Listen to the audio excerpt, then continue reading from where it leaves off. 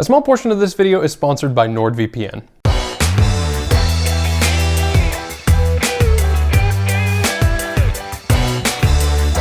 Hey guys, Mark here, and these two phones right here are two of my favorite phones that have been released this year. The iPhone 12 mini and the Pixel 5. I love both of these phones, but I'm gonna break them down in terms of their pros and cons to give you an idea of which one you should buy. This is gonna be a hard video to make though, because I carry the two of them around daily and I think they're both extremely good phones. Nevertheless, try I will. First, let's start with the design.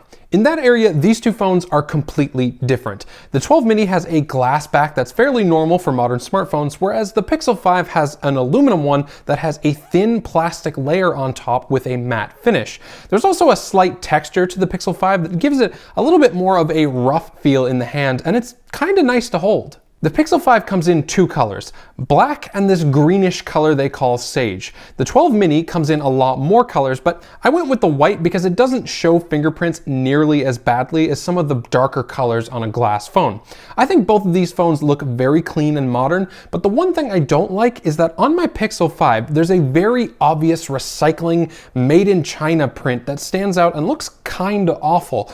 This could be a Canada only thing though, I'm not sure. Both phones are very comfortable to hold, but while the Pixel 5's rounded corners are less sharp, the size and weight of the Mini makes it the slightly more enjoyable phone to hold. Thankfully, each of these phones are IP68 rated for water and dust resistance, which is always nice for peace of mind. On the flip side, these phones are also just as different. The 12 mini has a 1080p 5.4-inch OLED display running at 60 Hz. The Pixel 5, on the other hand, does have a 1080p OLED too, but this one is a 6-inch running at a 90 Hz refresh rate. The display on the 12 mini is a slightly higher quality one than the one on the Pixel 5. The Pixel 5's panel tends to rainbow a bit and shift colors off axis, but the larger and higher refresh rate display of the Pixel 5 is the one I prefer. It feels much faster and more fluid than the display on the Mini, even though it technically has a worse performing chip in it. More on that in just a sec. A lot of the time it feels like a much faster phone than the Mini because of that display. It also has a very small hole punch cutout on the top left instead of the 12 mini's huge notch. That notch does bring a few advantages to the 12 mini over the Pixel 5 though. For starters, it enables facial unlocking through Face ID, whereas the Pixel 5 has no form of face unlock whatsoever, so you have to use the fingerprint reader on the back or a passcode unlock. Now, the fingerprint reader on the back is nice and accurate, and it is handy to have around when you're out in public with a mask on, because Face ID does not work in that situation. The other big benefit of the notch in this case though is that Apple has ample room to put a good front-facing speaker in here, something that the Pixel 5 is seriously lacking. The first time I played a YouTube video on the Pixel 5, I thought the speakers were broken. It's that bad.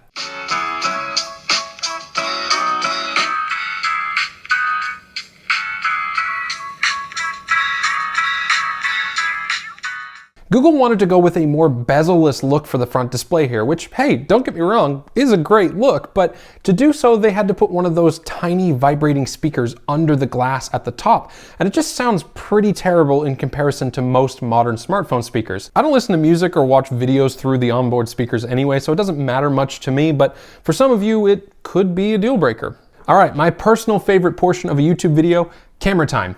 On the iPhone 12 mini, there's a 12 megapixel wide, a 12 megapixel ultra wide camera on the back, and a 12 megapixel selfie camera on the front. The Pixel 5 has a very similar setup with a 12 megapixel wide angle camera, a 16 megapixel ultra wide, and an 8 megapixel camera on the front. Both of these phones are top contenders for the best smartphone cameras on any phone out there. The Pixel 5 photos tend to be on the punchier side with more contrast and a little bit more of a cool color tone, whereas the iPhone 12 mini puts more of an emphasis on faces to brighten them up and shifts it a little bit warmer in its color tones. The two phones produce sharp images with very few noticeable errors, even in portrait mode shots where they do remarkably well for phones without depth sensors. I will say that I do personally prefer the photos from the Pixel 5 most of the time though. Both phones can shoot up to 4K 60 FPS from the main wide-angle camera, but the Pixel 5's ultra-wide can only shoot 4K 30, and its front-facing camera can only do 1080p 30, whereas every camera on the iPhone 12 mini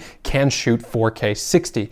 The difference is most noticeable on that front-facing camera, where the 12 mini kind of just wipes the floor with the Pixel. Before we get into the performance of these two phones, I just gotta pay some bills and thank the sponsor of this video, NordVPN. NordVPN makes it incredibly easy to protect yourself online. It works by securely creating an encrypted tunnel between your computer and the host that you're accessing, and you can get it by going to nordvpn.org/Sperl or by clicking on the link in the video description. NordVPN actually has many different uses. The most obvious one is that it'll protect you while you're online at home on your laptop or your desktop, but you can also throw it on your Pixel or your iPhone to keep yourself protected while you're out and about on public Wi-Fi. The primary use is to protect you from getting your personal or even your banking information stolen, but besides that, you can also use it to bypass region-locked content that you otherwise wouldn't be able to access without living in a certain country. Because I live in Canada, Hulu isn't normally an option for me, but if I just switch to a US server, Hulu thinks I live in the US and I can just bypass those restrictions in a few seconds. It's also really fast, and there was no distinguishable difference in speed between using my internet without Nord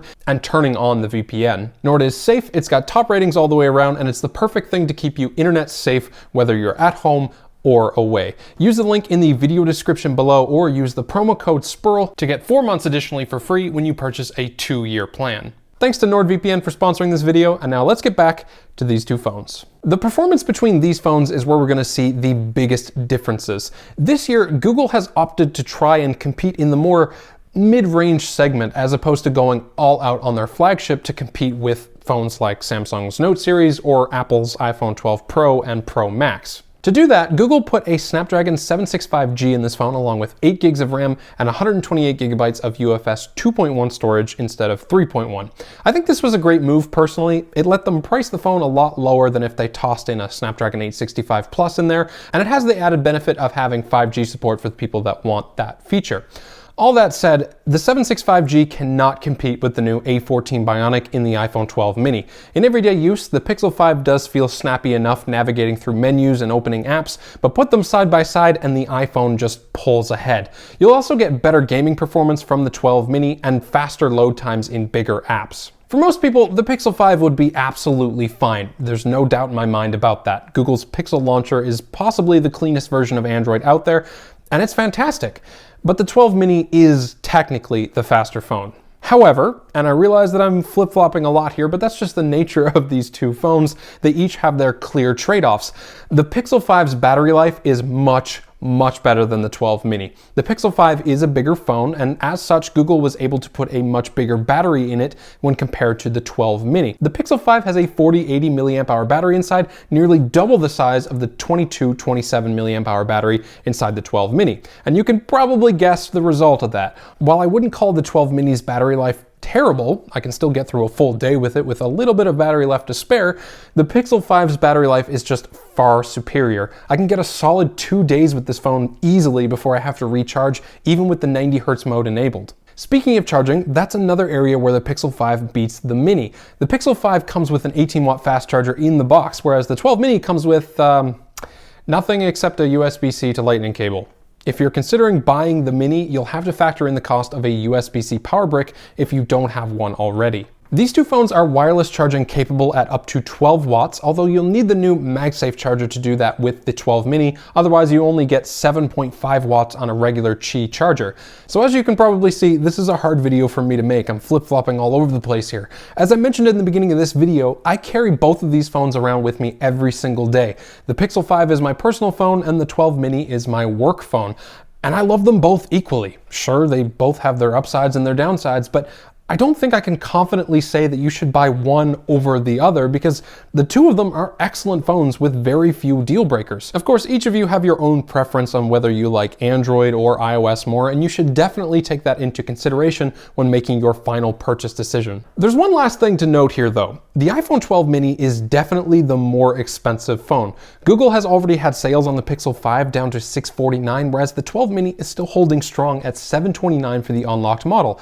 And keep in mind, you're getting half the storage on the 12 mini as you are on the Pixel 5, 64 gigs versus 128. You can get 128 on the mini, but that'll cost you $779, which at that point is well over $100 more than the Pixel 5. That could be the tipping point for some of you. So that's the Pixel 5 and the iPhone 12 mini. They're both excellent phones, and honestly, I wouldn't fault anyone for going one way or the other. Hopefully this video helped you decide which phone is best for you, and if it did, please give this video a like and subscribe to support my channel, and as always, have a great day.